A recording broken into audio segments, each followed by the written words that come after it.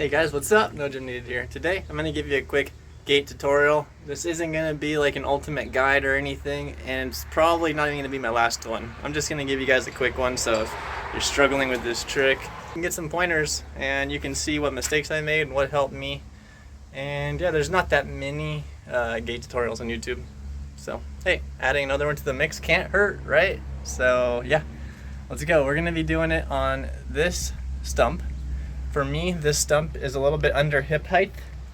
So yeah, for you should bear that in mind when you do it, because I got some tips with height. I've done them below knee height all the way up to like whatever, shoulder height. So this is a good in the middle, slightly on the lower side, you could say. So let's get into it. So as you can see here, even though, like I said, this is below hip height, I have two mattresses, which is pretty high. Essentially, why that is good is, one, when you're just starting out and you're a newbie, you're going to be scared. So you can essentially go to your back and then slowly go over your shoulder. Let me just demonstrate that for you. So just start like this.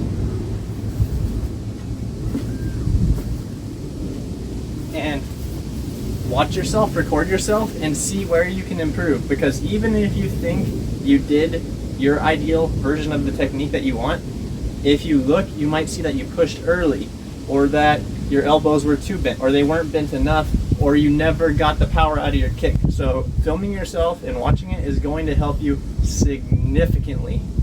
And when you see like, oh, hey, I got that far and I messed up these two things, all of a sudden your mind says, like, if I just do those two things right, I've basically got it, or at least I'm going to get over my shoulder or whatever.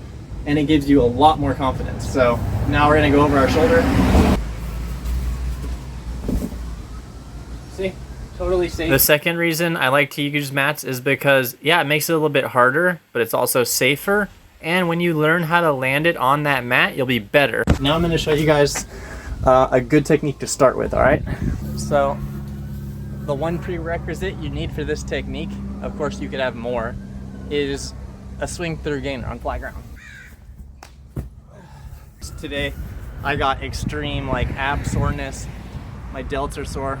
I did some bodybuilding yesterday and I'm just wrecked today. So, and if you can't do that, you can go ahead and do a wall flip. And if you can't do any of those, can you do a cheat gainer? That's all you need is a cheat gainer, or kick the moon. Okay, that's all you need as a prerequisite for this technique that I'm going to teach you to learn gaits. For this technique, I'm going to take 3 steps, and I'm basically going to do a running gainer, just like we did over there, or a kick the moon, whatever. One foot is going to be the thing leading me around, and that is going to make this flip very easy, because let's say you do a good running gainer, you've basically done the gait. Your hands, all they do is just touch for a second and push off. They will help you. It'll make the running gainer easier. Let's say you do a bad running gainer, all you got to do is either estimate that it's not too good, go to your back, or just go over your shoulder, right? You're going to still be safe. But even if it's not too good, your running gainer, when you're going over the stump here, just push off with your hands really hard, and it's going to help you get all the way around. You're going to be totally safe, your head will be nowhere near it. And yeah, now I want you guys to practice going to your back and then going over your shoulder. That's not a very fun step, but it will help your confidence. And while you're doing that, I want you to look back at the video every single time you do it and figure out what you're doing wrong. Let's use this for example. So let's pretend I was going for my first one and this happened. I could realize, hey, I didn't even tuck and I got that far. So if I tuck, I'm basically gonna land it. Now let's get the technique. This is not the real technique, but this is a technique to help you get gaits and can easily be adjusted into the real technique. Foot, left foot. And then I'm going to swing my right foot through as if I'm doing a running swing through gainer. Okay. Watch my feet. If it helps you in the beginning, you can really lean down a little bit. If it's a higher gait, you don't have to lean down so much, but if it's lower, it's good to lean. But yeah, so left, right, left, kick, push. You're going to be going to your back and to your shoulder at first, practicing this technique until you get confident and adjusting it. So you should have been able to see that I basically did a swing gainer. And if you look at where my head was, it was nowhere near the wood. Now we're gonna work on the proper technique, which is basically a pike. Gates should be a little bit more like a flyaway, where your feet come straight through and off. They're not actually going straight though, they're kind of going around the stump. And that's good because it makes you off axis, and you can control it. You can go more upside down, you can go more off axis depending on how scared you are or how scared you're feeling. And you just have to play around with it and adjust it. But now I'm going to show you how to adjust that cheating technique.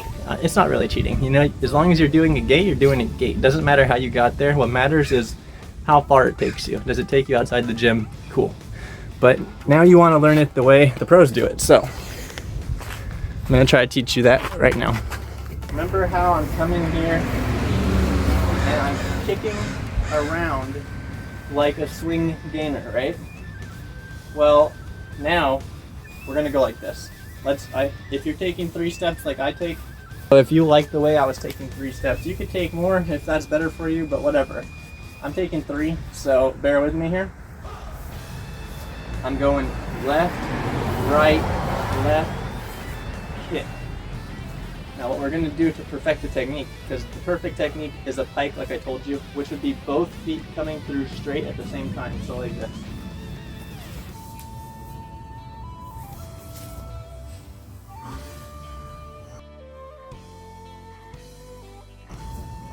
You know, and I'm going to show you how to get to that from what I taught you.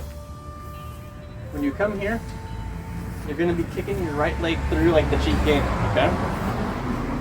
But what we're going to do is when you get good at that, you're going to come left, right, left, and here you're going to come through to kick it, but instead of kicking it and following through and passing this foot, what you're gonna do is start to kick it hard.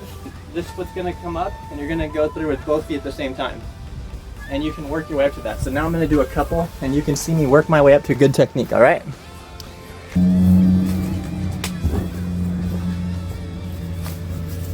Now let me go back to the original way.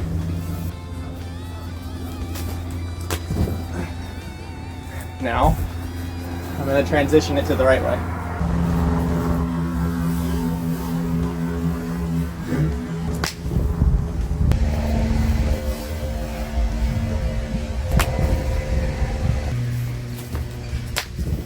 Okay. Now there's other little tips and tricks, but yeah, if you have any questions, just give me a comment down below and ask and I will reply. But let's get into the push off. So when you're doing a gate, you want to get a good hand placement. The hand placement is not the end all be all. You can see people do gates on everything. You just have to have your hands on there.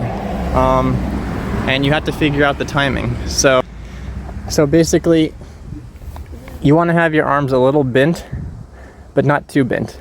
When you have them too bent, you're going to lose power. So if you do like a gainer switch and you watch people do a bunch of gainer switches, they don't bend their leg too much, right? They keep it pretty stiff and just give it a little bend. That actually gives you the most power. And this is the same. You're coming at it, and I'm not going to say that you're blocking your momentum. A lot of people say you should block, and you can figure that out on your own. You don't necessarily need to block. What you do need though is, like I said, to get a good push. The final bit of information I want to give you is essentially when you want to make your technique good, what you're going to do subconsciously first is this foot is going to be up really high, really close to where you're going to do the gate. So even though this foot comes at the same time, you're stepping very close here. Now if you want to perfect the technique and you really want to ride the wave, you're going to have to conscientiously think about that foot. So you're going to have to go, let's see, boom, boom, and instead of going with this step all the way to here and then boom, you're going to make sure that final step before your kick is further away from the gate, okay? So now I'm going to do that. And essentially, that'll allow you to get more speed, power, everything. And I said earlier that blocking with your hands. I don't know if you know what a block is, but a block is like a punch. Like when you're running to do a punch front flip, that punch where you have all this momentum and then that blocks it so that you can change your momentum. A punch with this is like you're running into it and then you stop, and that allows your feet to come through. That's not necessary. You don't even really have to think about that too much. And especially when you're going from far away, a block is honestly not really needed. And you really don't have to think about keeping your whole body weight over here. Like a lot of people have said, oh, you know, like your body weight has to be all over here so your legs are free. None of that stuff is really essential. The block, the whole body weight thing, it's not essential. In fact, I don't even think about the whole body weight thing being over there and whatnot. I just think about everything that I've told you.